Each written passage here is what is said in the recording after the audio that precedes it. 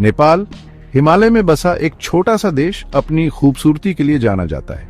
ऊंचे ऊंचे पहाड़ और हरी भरी घाटियां एक खूबसूरत नजारा बनाती हैं, लेकिन इस खूबसूरत नजारे के पीछे एक कठोर सच्चाई छिपी है।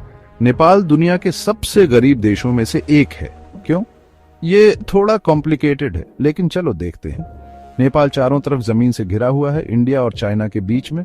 इससे व्यापार करना मुश्किल और महंगा हो जाता है। सोचो, आप अपने हाथों से बनाई चीजें बेचना चाहते हैं, लेकिन आपको उन्हें पहाड़ों के ऊपर से और कस्टम्स के जरिए ले जाना होगा, बस उन्हें मार्केट तक पहुंचाने के लिए। ये रोजी रोटी कमाने का एक मुश्किल तरीका है। बहुत से नेपाली लोग खेती पर निर्भर हैं, लेकिन पहाड़ी इलाकों में खेती की जमीन सीमित है। खड़ी पहाड़ियों पर फसल उगाना चुनौतीपूर्ण है और जमीन खिसकने जैसी प्राकृतिक आपत्तियों का खतरा बना रहता है। इससे ग्रामीण नेपाल में जीवन बहुत मुश्किल हो जाता है। इसके अलावा शिक्षा, स्वास्थ्य सेवा और इंफ्रास्ट्रक्चर जैसी मूलभूत सुविधाओं की कमी, और आप नेपाल के सामने आने वाली चुनौतियों को समझने लगते हैं। ये एक ऐसा देश है जिसमें अपार संभावनाएं हैं, लेकिन अपने नियंत्रण से बाहर के कारकों से ये पीछे रह गया है। नेपाल की कहानी लचीलेपन की है, लेकिन संघर्ष की भी। सदियों से इस पर एक राजशाही का शासन था, जो अक्सर लोगों की जरूरतों से ज्यादा अपनी दौलत को प्राथमिकता देती थी। इसने एक ऐसी व्यवस्था बनाई जहां आम नेपालियों के लिए अवसर सीमित थे।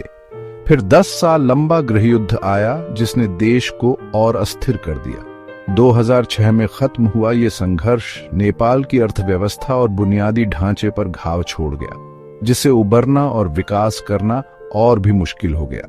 हालांकि हाल के वर्षों में नेपाल ने तरक्की की है, लोकतंत्र की ओर बढ़ रहा है और शांति के लिए काम कर रहा है, लेकिन इसके अतीत की विरासत अब भी एक लंबी परछाई डालती है। नेपालियों की पीढ़ियां सीमित अवसरों के साथ पली बढ़ी हैं, गरीबी के एक ऐसे चक्र में फंसी हुई हैं जिसे तोड़ना मुश्किल है।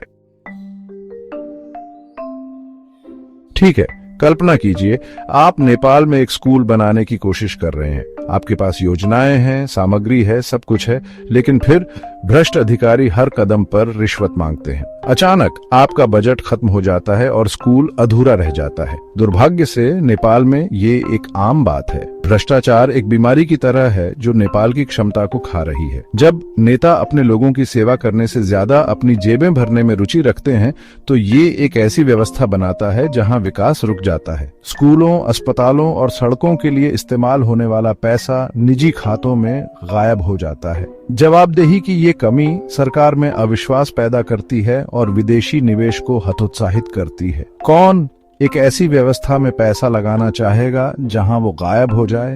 ये दुष्चक्र नेपाल को अविकसित अवस्था में फंसाए रखता है।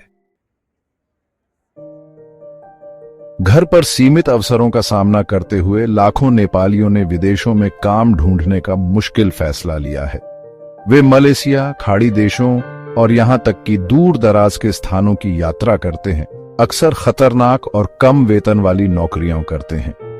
ये प्रवासी कामगार नेपाल वापस पैसा भेजते हैं, जिसे रेमिटेंसेस कहते हैं, जो देश की अर्थव्यवस्था का एक बड़ा हिस्सा है। हालांकि ये पैसा कई परिवारों के लिए जीवन रेखा प्रदान करता है, लेकिन ये एक दर्दनाक सच्चाई को भी उजागर करता है। नेपाल अनिवार्य रूप से अपने सबसे मूल्यवान संसाधन, अपने लोगों का निर्यात कर रहा है। कल्पना कीजिए कि अगर ये मेहनती लोग अपने ही देश में अच्छी नौकरियां और अवसर पा सकें, तो कितनी संभावनाएं हो सकती हैं।